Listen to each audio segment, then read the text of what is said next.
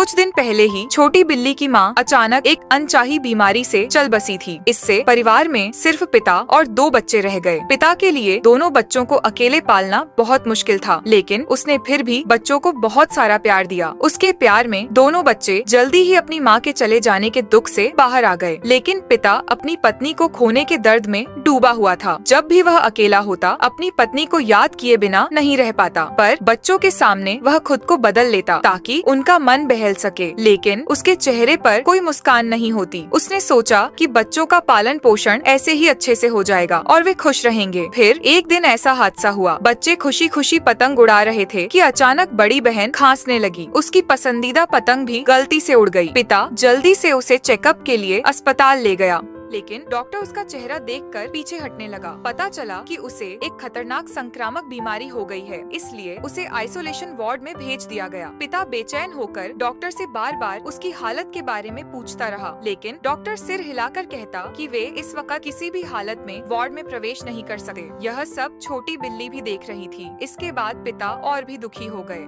फिर छोटी बिल्ली ने पिता को खुश करने की बहुत कोशिश की, लेकिन उनके चेहरे पर कोई मुस्कान नहीं आई। इसके बाद वह पिता के पास जाकर उन्हें गले से लगा लिया, लेकिन पिता लगातार आहें भर रहे थे। एक दिन वे फिर से बहन से मिलने अस्पताल आए, लेकिन सिर्फ बाहर से उसे देख सकते थे। अचानक उसे दौरा पड़ने लगा। पिता घबरा गए और डॉक्टर को बार बार आवाज लगाने लगे, लेकिन कोई जवाब नहीं मिला। अपनी बेटी को दर्द में देखकर पिता ने छोटी बिल्ली की आवाजों को अनसुना किया और उसे बाजू में छोड़ दिया। उन्होंने अपनी बेटी को उठाया और उसे हिम्मत दी, लेकिन जल्द ही वे भी बीमारी से संक्रमित हो गए। उनके चेहरे पर भी वही लकीरें पड़ने लगी। फिर बेटी ने भी दम तोड़ दिया और कुछ दिन बाद पिता भी चल बसे। तब से इस घर में सिर्फ छोटी बिल्ली ही रह गई। उसे समझ में नहीं आया कि पिता ने ऐसा क्यों किया। अपने पूरे परिवार को खोकर छोटी बिल्ली के दिल में सिर्फ दर्द और नफरत बची थी।